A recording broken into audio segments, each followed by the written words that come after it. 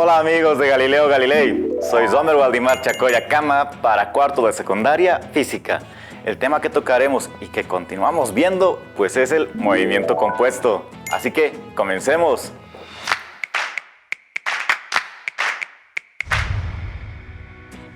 Bueno amigos de Galileo Galilei, lo que tenemos que hacer ahora pues son experimentos y vamos a empezar de la siguiente manera. Tengo dos soportes universales. Después a ellos estamos colocando lo que es una riel para poder demostrar lo que trata en sí el movimiento compuesto.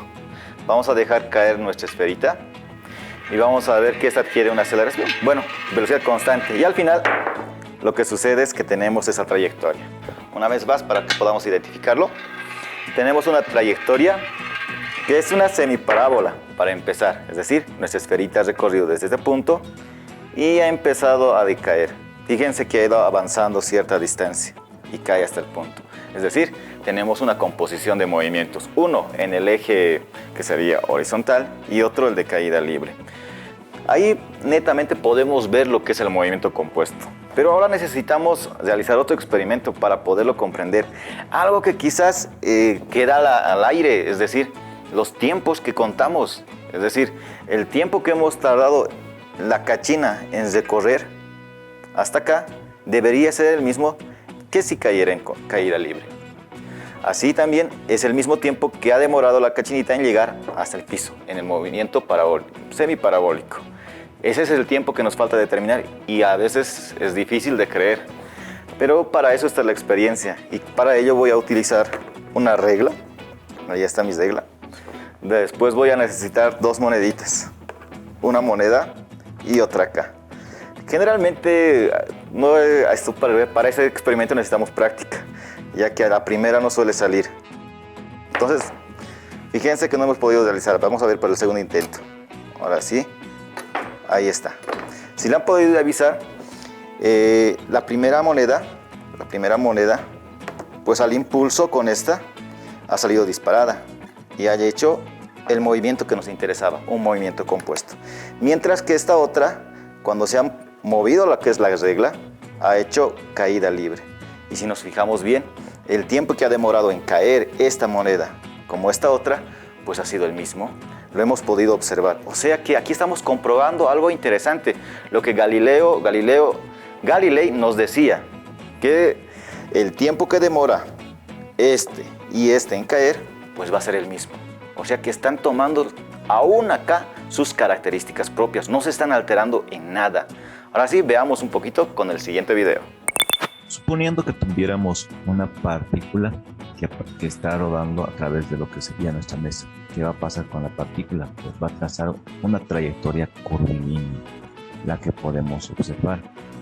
Eso es lo que sucede ahí. Pero si analizamos detenidamente a nuestra partícula y dejamos, como indica la cinemática, cada partícula sosteniéndose en el espacio, podríamos observar lo siguiente, que nos está mostrando cada lapso del movimiento. Podríamos indicar cómo lo podemos estudiar a este tipo de movimiento. Pues vamos a darnos una idea. Si colocamos el eje de coordenadas justamente donde representa esta partícula, donde empieza el movimiento, podemos identificar y hacer nuestro estudio. Es decir, tenemos el eje X y tenemos el eje Y. Podríamos representar. Hagamos un análisis con lo que ya conocemos, con una partícula que recorra el mismo espacio, pero a velocidad constante, es decir, en línea recta. Mientras que esta otra va a seguir la trayectoria curvilínea que hemos visto cuando ha realizado el movimiento desde la mesa. Entonces podemos observar qué es lo que va sucediendo con la partícula.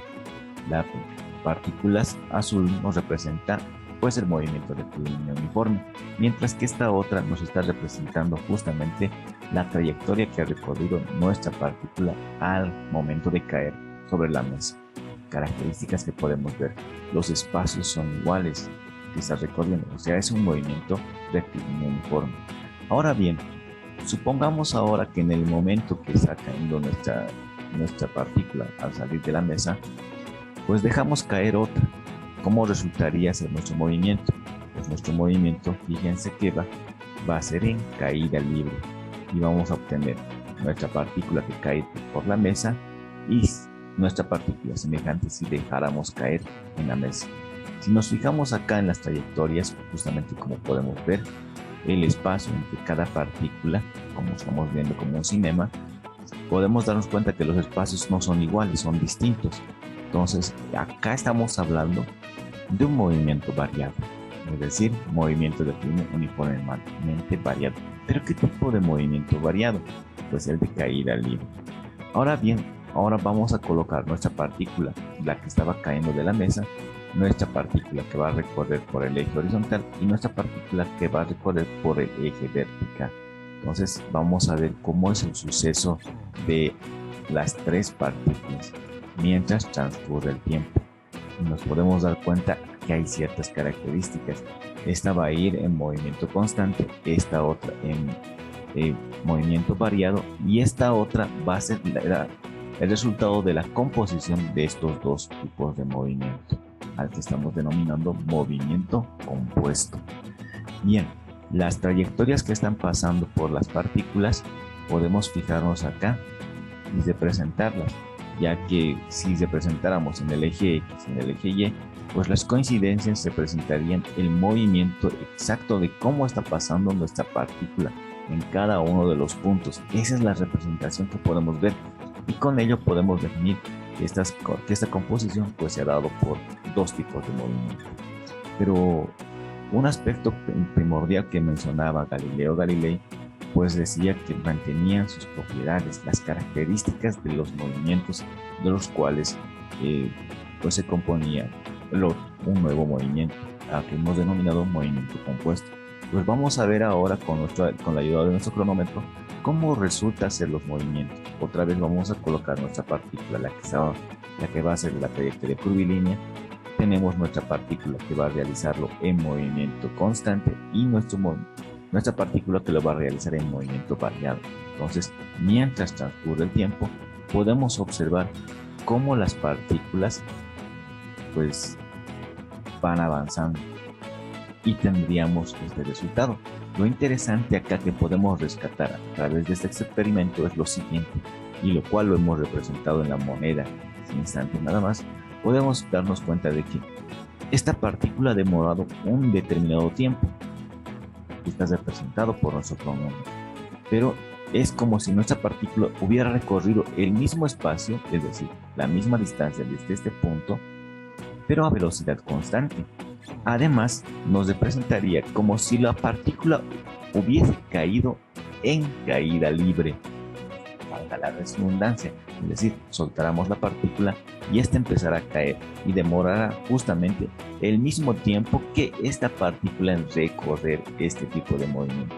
O sea, un aspecto importante acá que podemos comprobar es que el tiempo es invariable para justamente el movimiento constante y el de caída libre, así también para la composición de este nuevo movimiento.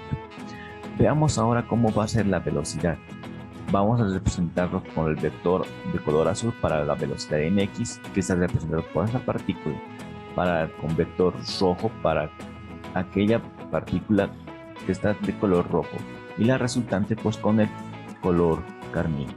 Vamos a ver cómo es el movimiento, donde vemos justamente al momento de caer nuestra partícula a través de la mesa, que lo va a trazar una semiparábola, podemos indicar movimiento curvilíneo, pues los vectores resultante y el vector en X pues coinciden, pero el vector en Y resulta ser cero, ya que está iniciando su movimiento, y como va a depender de la gravedad, el vector rojo, en este caso el de velocidad en Y, pues debería incrementarse como lo estamos observando en la imagen, pues esta partícula va creciendo, va aumentando, mientras que el vector azul, fíjense que es el mismo tamaño, es decir, la magnitud no ha cambiado en nada, ya que este es un movimiento constante y este otro un movimiento variado. Por esa razón que los vectores en Y van incrementándose, y de la misma forma el vector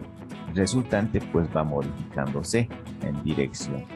Ahora pues podemos analizar que una partícula que recorra espacios iguales en tiempos iguales, estamos hablando de un movimiento rectilíneo uniforme.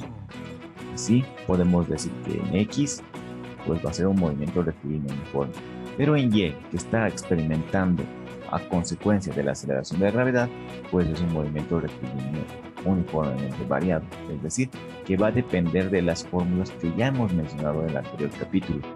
Estas fórmulas que se corresponden al de caída libre, que uno de los aspectos importantes es en Y. Pero para nuestro análisis, cuando dejamos caer nuestra partícula, pues la velocidad en Y en ese instante es cero. Es decir, si yo agarro o tomo esta ecuación de acá, esta ecuación cuadrática, pues tendríamos el siguiente resultado, ya que inicialmente se deja caer el objeto, su velocidad inicial va a ser igual a cero. Así, 0 por t va a ser 0. Y resumiendo esta ecuación, la que vamos a utilizar en nuestra resolución de ejercicios, pues va a ser que la altura va a depender de un medio de la gravedad por el tiempo al cuadrado, una variable importante a la cual podemos acudir al momento de resolver o de dar la resolución a algunos problemas que se nos presentan. Es decir, en el caso del vector rojo, velocidad en Y, pues el movimiento es variado. Pero ¿qué sucede con la resultante, es decir, con el vector rosado? ¿Cómo podríamos determinarlo? ¿Cómo podríamos determinar ese valor de ese vector? Pues es sencillo, vamos a agarrar justamente una de todas las imágenes que hemos visto, donde esté representado el vector velocidad en X, velocidad en Y y la resultante. Lo que podemos hacer es lo que hemos venido haciendo, pues trasladar la imagen de este vector a este de acá, formando un triángulo rectángulo. Y si hemos formado un triángulo rectángulo, lo que podemos hacer es acudir al teorema de Pitágoras.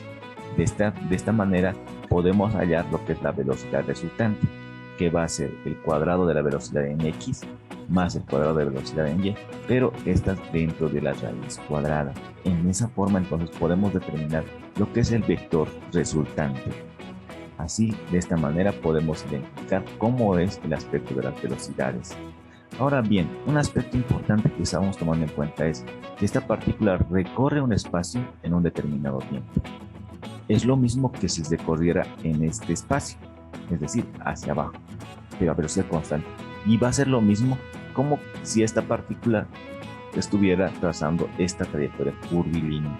Entonces podemos tener una semejanza ahí. Y esto va a depender mucho para nuestra fórmula y para poderlo resolver a través de lo que es la distancia es igual a la velocidad en X por el tiempo, que generalmente esta velocidad es con la cual impulsamos a la partícula. Otro aspecto importante que debemos tomar en cuenta es el tiempo, que hemos recordamos acá, que es como si esta partícula llegara a un tiempo acá y esta llegara al mismo tiempo, o si se dejara caer, también va a ejercer al mismo tiempo, como hemos observado. Y de esta manera podemos tener justamente las fórmulas más utilizadas, las que podemos recurrir dentro de lo que sería este movimiento compuesto. Una que va a depender del movimiento rectilíneo uniforme y la otra que va a ser la del variado. ¿Cuál es la clave acá donde podamos resolver fácilmente los ejercicios? Pues determinar siempre el tiempo. Te dejo, pero siempre recordándote que revises los textos del Ministerio de Educación, así para que tú seas el próximo Galileo Galilei. Educa Bolivia 2021, año por la recuperación del derecho a la educación. Bota la basura en su lugar. Educación para proteger la vida. Cuidemos el medio ambiente.